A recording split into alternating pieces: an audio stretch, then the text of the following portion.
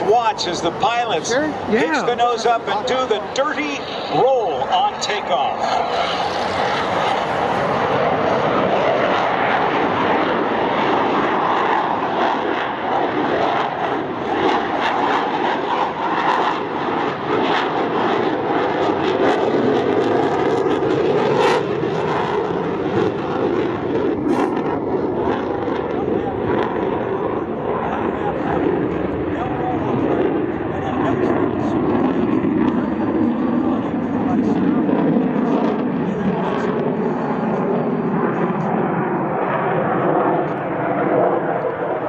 The Super Hornet is unique in its ability to operate at slow speeds and to high angles of attack.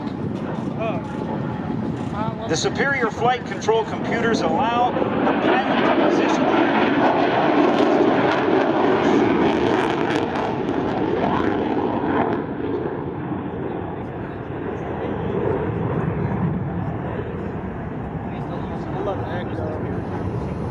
sounds like there's like to set up for the vertical pirouette. As they pull the nose back up, watch how the aircraft swaps from nose high to nose low, rapidly pointing back towards the ground. The vertical pirouette.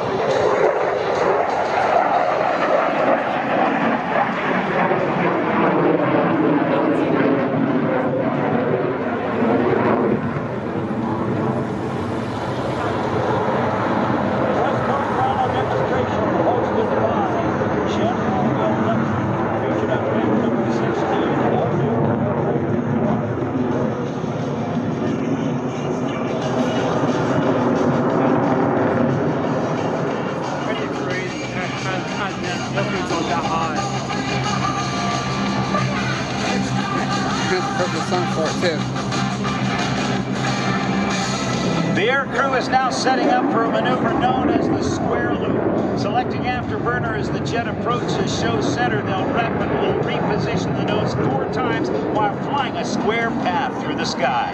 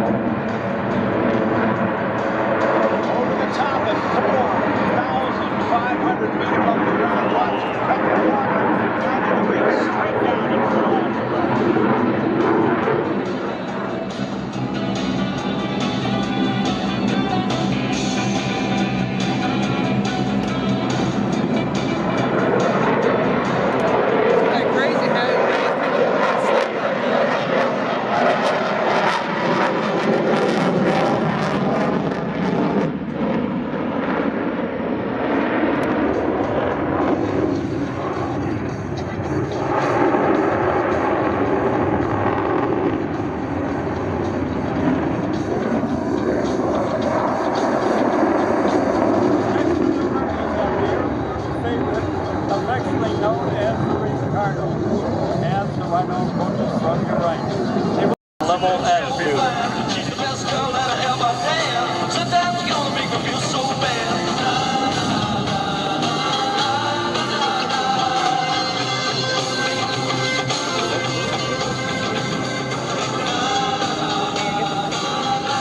Ladies and gentlemen, from your right, the inverted whisper pass.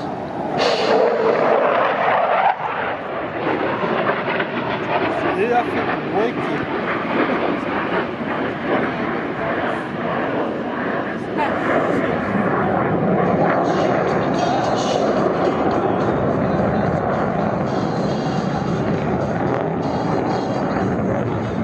The air crew now setting up for the high alpha or high angle of attack pass, meaning the angle of number of degrees the nose is pitched up above the horizon or the relative wind.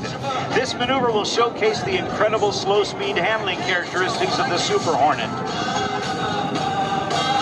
Sometimes the aircraft with the ability to fly the slowest will have the advantage in air-to-air combat, as the adversary may be forced to fly in front of the fighter and thus become defensive. Few other aircraft in the world would attempt to maneuver this slow speed and nose-high attitude with two digital flight control computers aiding the aircrew. The 40,000-pound Super Hornet remains completely controllable at less than 100 miles per hour. Miles an hour.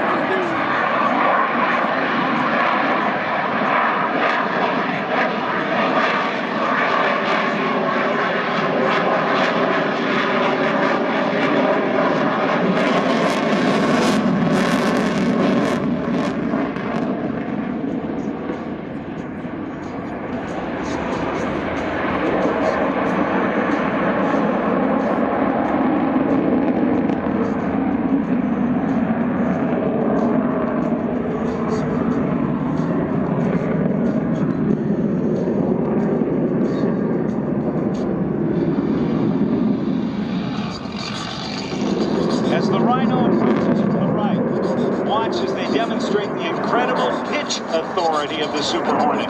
Approaching show center, they'll roll the aircraft into 90 degrees of bank and abruptly pull away from the ground, so these Rhinos are able to change direction very, very rapidly. Let's watch.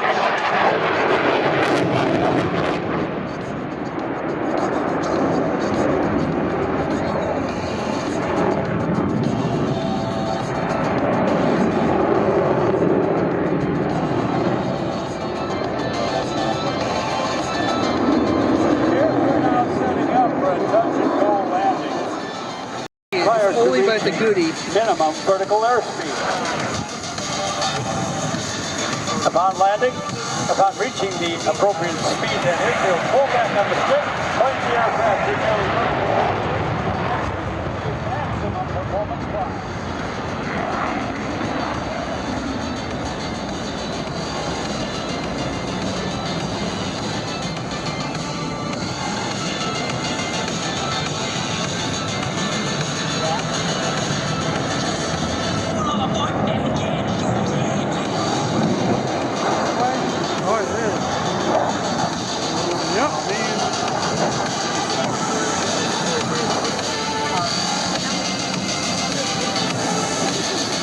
Ladies and gentlemen, have your cameras ready. In a few seconds, the Rhino will approach from the right for the photo pass. It'll give you an up-close look at the pilots flying this Super Hornet today. Lieutenant Wes Perkins and Lieutenant David Sands, hold your phone sideways. It'll be easier to track as they come by. Coming in from the right, this is your United States Navy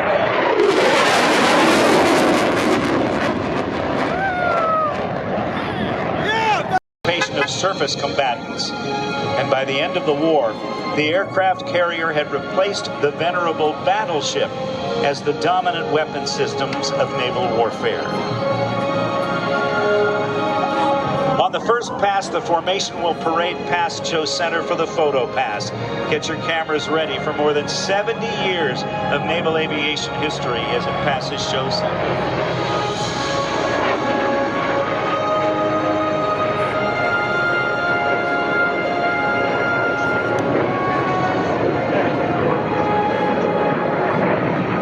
Although it has been nearly 80 years since the conclusion of the Second World War, a number of the aircraft which flew from the carrier decks during that conflict are still airworthy today. A testimony to both their durability and the survivability. These vintage warbirds are now owned and operated by private individuals who, through their personal interest in maintaining and flying vintage aircraft, play an active role in keeping the history of naval aviation alive and actively on display. That's true. Now for repositioning for the flat bodies. They will emphasize the size and structural differences between the legacy and current missions have changed. From the left, the A-18 Hornet and the F-4U Corsair. Yeah, I know.